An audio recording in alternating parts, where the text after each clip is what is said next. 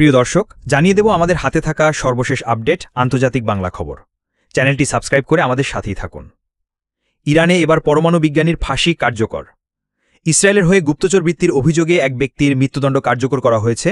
সাম্প্রতিক ইরানে এ ধরনের ঘটনা খুবই সাদামাটা সংবাদ, কিন্তু বিশ্বাসঘাতকতার দায়ে ফাঁসিতে ঝোলা ব্যক্তির নাম গুগলে সার্চ করতেই তার বিশেষ পরিচয় সামনে আসে। গুগল দেখাচ্ছে ওই ব্যক্তির ছিল উজ্জ্বল এক ক্যারিয়ার। গবেষণায় তার অবদান ফেলে দেওয়ার মতো নয়, তার রয়েছে গর্ব করার মতো একাডেমিক সব ডিগ্রি।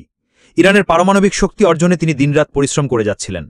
বুধবার ইরানের বিচার বিভাগ ঘোষণা করেছে ইসরায়েলের হয়ে গুপ্তচর বৃত্তির অভিযোগে রুজবে ভাদির মৃত্যুদণ্ড কার্যকর করা হয়েছে। ইরান ইন্টারন্যাশনাল খোঁজ নিয়ে জেনেছে রুজবে ভাদি পরমাণু বিজ্ঞানী এবং ইরানের পারমাণবিক শক্তি সংস্থার অধীনে পরমাণু বিজ্ঞান ও প্রযুক্তি গবেষণা ইনস্টিটিউটের সদস্য। তার গুগল স্কলার প্রোফাইল অনুসারে রিঅ্যাক্টর ইঞ্জিনিয়ারিংয়ে ডক্টরেট ডিগ্রিধারী ভাদি 2011 সালে ইরানের সিনিয়র পারমাণবিক বিশেষজ্ঞদের সঙ্গে একটি গবেষণাপত্রের সহলেখক ছিলেন তিনি। ইসরায়েলের সঙ্গে জুনে সংঘাতের সময় তার সেই সহকর্মীরা নিহত হন। আমির কবির টেলিগ্রাম চ্যানেলে বলা হয়েছে, ভাদি বিশ্ববিদ্যালয়ে ডক্টরেট স্নাতক ছিলেন।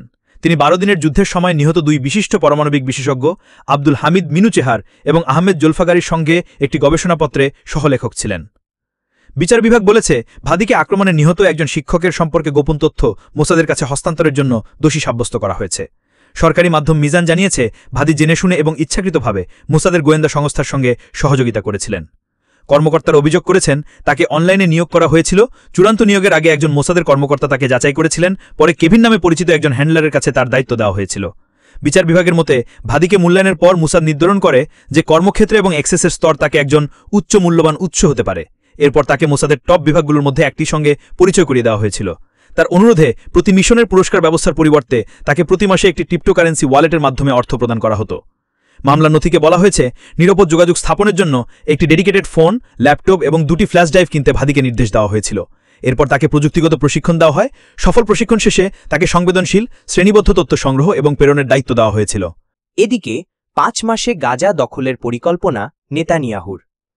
ইসরায়েল সরকার গাজা উপত্যকায় এক নতুন ও ব্যাপক সামরিক অভিযান চালানোর পরিকল্পনা চূড়ান্ত করেছে। এই পরিকল্পনা অনুযায়ী 5 মাসব্যাপী সেনা অভিযান চালিয়ে গাজার নতুন কিছু এলাকা দখল ও গাজা শহরের 10 লাখ বাসিন্দাকে স্থানচ্যুত করা হবে। গতকাল বুধবার এই পরিকল্পনা চূড়ান্ত করা হয়। ইসরায়েলি সংবাদ মাধ্যম টাইমস অফ ইসরায়েলের প্রতিবেদন থেকে এ তথ্য জানা গেছে। প্রতিবেদনে বলা হয়েছে, ইসরায়েলি প্রধানমন্ত্রী নেতানিয়াহুর সমর্থনে গৃহীত এই পরিকল্পনা আজ বৃহস্পতিবার ইসরায়েলের নিরাপত্তা মন্ত্রিসভায় উপস্থাপন করা হবে। ধারণা করা হচ্ছে 5 আইডিএফ ডিভিশন নিয়ে এই অভিযান পরিচালিত হবে। নাম প্রকাশে অনিচ্ছুক মন্ত্রিসভার কয়েকজন সদস্য বলেন, পরিকল্পনাটি সম্ভবত বৃহস্পতিবারই অনুমোদিত হবে। তবে মূল প্রশ্ন হল, পরিকল্পনার কোন সংস্করণটি চূড়ান্তভাবে গৃহীত হবে। এদিকে ইসরায়েলের সেনাপ্রধান লেফটেন্যান্ট জেনারেল ইয়াল জামিরও এই অভিযানের তীব্র বিরোধিতা করেছেন। তিনি মনে করেন, এই পরিকল্পনা গাজায় আটক জিম্মিদের জন্য মারাত্মক হুমকি হয়ে দাঁড়াবে। গত মঙ্গলবার এক বৈঠকে জামির বলেন, এই অভিযান একটি গুরুতর ভুল এবং এটা জিম্মিদের জীবন ঝুঁকিতে ফেলবে। তবে নেতানিয়াহুর সিদ্ধান্তের বিরোধিতার পরও তিনি পদত্যাগ করছেন না বলেই জানা গেছে। এই পরিকল্পনার ওপর মার্কিন প্রশাসনের অবস্থানও বড় প্রভাব ফেলতে পারে বলে মনে করছেন সংশ্লিষ্ট কর্মকর্তারা। জেরুজালেম পোস্টকে দেওয়া বক্তব্যে 2টি ইসরায়েলি সূত্র জানিয়েছেন, ট্রাম্প প্রশাসন গাজা পরিস্থিতি নিয়ে অভ্যন্তরীণ আলোচনা চালিয়ে যাচ্ছে। তারা যে কোনো পরিকল্পনা প্রকাশ করলে তা ইসরায়েলের সামরিক পদক্ষেপ এবং বৃহস্পতিবারের নিরাপত্তা বৈঠকের সিদ্ধান্তকে প্রভাবিত করবে। একটি সূত্র জেরুজালেম পোস্টকে বলেন, মার্কিন প্রশাসন গাজায় মানবিক সহায়তার পরিমাণ উল্লেখযোগ্যভাবে বাড়ানোর পরিকল্পনা করছে। এদিকে গতকাল বুধবার প্রেসিডেন্ট ডোনাল্ড ট্রাম্প সাংবাদিকদের বলেন, আমরা চেষ্টা করছি গাজার জনগণের জন্য খাদ্য সহায়তা নিশ্চিত করতে। এই সহায়তার আর্থিক ও সরবরাহ বিষয়ক দিকগুলোতে ইসরায়েলকে সহযোগিতা করতে হবে। আরব রাষ্ট্রগুলোকেও এগিয়ে আসতে হবে। গাজা পুরোপুরি দখলের সম্ভাবনা নিয়ে প্রশ্ন করা হলে ট্রাম্প বলেন, এটা ইসরায়েলের সিদ্ধান্ত। এই পরিকল্পনার ফলে গাজার মানবিক সংকট আরও ঘনীভূত হওয়ার আশঙ্কা দেখা দিয়েছে। ইতিমধ্যেই জাতিসংঘ সহ বিভিন্ন সংস্থা গাজার খাদ্য সংকট, পানির ঘাটতি ও বাস্তুহীনতার ওপর উদ্বেগ প্রকাশ করেছে। তার ওপর 10 লাখ মানুষের স্থানচ্যুত এবং দীর্ঘমেয়াদী মানুষের অভিস্থাপন পরিস্থিতিকে আরও বিপজ্জনক করে তুলতে পারে বলে আশঙ্কা করা হচ্ছে। অপরদিকে বাংলাদেশের সীমান্ত ঘেঁষে বসবাসকারী আদিবাসীদের অস্ত্রের লাইসেন্স দেবে ভারত। বাংলাদেশের সীমান্ত ঘেঁষে বসবাসকারী আদিবাসী সম্প্রদায়ের মানুষদের অস্ত্রের লাইসেন্স দেওয়ার ঘোষণা দিয়েছে বিজেপি শাসিত ভারতের আসাম সরকার। আসামের মুখ্যমন্ত্রী হিমন্ত বিশ্ব শর্মার এই ঘোষণায় ব্যাপক উদ্বেগ সৃষ্টি হয়েছে রাজ্যের মুসলিমদের মাঝে। বৃহস্পতিবার ৭ আগস্ট এক প্রতিবেদনে এই তথ্য জানিয়েছে বার্তা সংস্থা এএফপি। ভারতে অস্ত্র নিয়ন্ত্রণ আইন অত্যন্ত কঠোর হলেও মুখ্যমন্ত্রী হিমন্ত বিশ্ব শর্মা বুধবার ৬ আগস্ট একটি ওয়েবসাইট চালুর ঘোষণা দিয়েছেন। এই ওয়েবসাইটের মাধ্যমে রাজ্যের যেসব আদিবাসী জনগোষ্ঠী নিজেদের জীবনের জন্য হুমকি অনুভব করেন এবং যারা সংবেদনশীল এলাকায় বসবাস করেন তারা অস্ত্রের লাইসেন্সের জন্য আবেদন করতে পারবেন। তবে হঠাৎ করে সবার জন্য অস্ত্রের লাইসেন্স উন্মুক্ত করে দেওয়ার উদ্যোগ নেওয়ায় মুখ্যমন্ত্রী হিমন্ত বিশ্ব শর্মার তীব্র সমালোচনা করেছেন বিরোধী দলীয় নেতারা। এক্সপোস্টে রাজ্যের বিরোধী দল কংগ্রেসের আইন প্রণেতা গৌরব গগৈ বলেছেন, রাজ্য সরকারের অস্ত্রের লাইসেন্স দেওয়ার এই উদ্যোগের কারণে গ্যাং সহিংসতা এবং ব্যক্তিগত প্রতিশোধমূলক অপরাধ বৃদ্ধি পাবে। এটি সুশাসন নয়, বরং আইনহীনতার দিকে একটি বিপজ্জনক পশ্চাৎগামী পদক্ষেপ। এই ঘোষণা দেওয়ার আগে আসামের মুখ্যমন্ত্রী হিমন্ত বিশ্ব শর্মা বলেছিলেন, অসমিয়া ভাষাভাষী জনগণ বাংলাদেশ সীমান্ত থেকে এমনকি নিজেদের গ্রামেও হামলার মুখোমুখি হয়েছেন। ভারতের উত্তর পূর্বাঞ্চলীয় প্রায় ৩,১০,০০,০০০ জনসংখ্যার রাজ্য আসাম জাতিগত, ভাষাগত এবং ধর্মীয় দিক থেকে বিভাজিত এবং বিগত কয়েক দশকে বহু রক্তক্ষয়ী সংঘর্ষের সাক্ষী হয়েছে।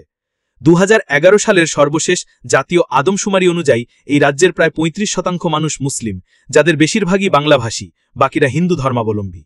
ভারতের ক্ষমতাসীন রাজনৈতিক দল বিজেপির নেতা হিমন্ত বিশ্ব শর্মার পৃথক অভিযানের মধ্যে রয়েছে ব্যাপক উচ্ছেদ, যাদের তিনি অবৈধ অনুপ্রবেশকারী কিংবা সন্দেহভাজন নাগরিক হিসেবে আখ্যায়িত করেছেন। এই পদক্ষেপকে ব্যাপকভাবে বাংলা ভাষাভাষী মুসলমানদের নিশানা করেই নেওয়া হয়েছে বলে ধারণা করা হচ্ছে। প্রতিবেশী দেশ বাংলাদেশের মতো যাদের মাতৃভাষা বাংলা, তবে অনেক জাতিগত বাঙালি আসামের বহু পুরনো বাসিন্দা এবং তারা ভারতীয় নাগরিক। এমনকি ১৯৪৭ সালে রক্তক্ষয়ী সংঘাতে ব্রিটিশ সাম্রাজ্যের পতনের সময় বাংলাদেশ আলাদা হয়ে যাওয়ার অনেক আগে থেকেই তাদের শিকড় আসামে রয়ে গেছে। এর আগে ২০১৯ সালে ভারতের বিতর্কিত জাতীয় নাগরিক নিবন্ধন আইন চালু করা প্রথম রাজ্য আসাম।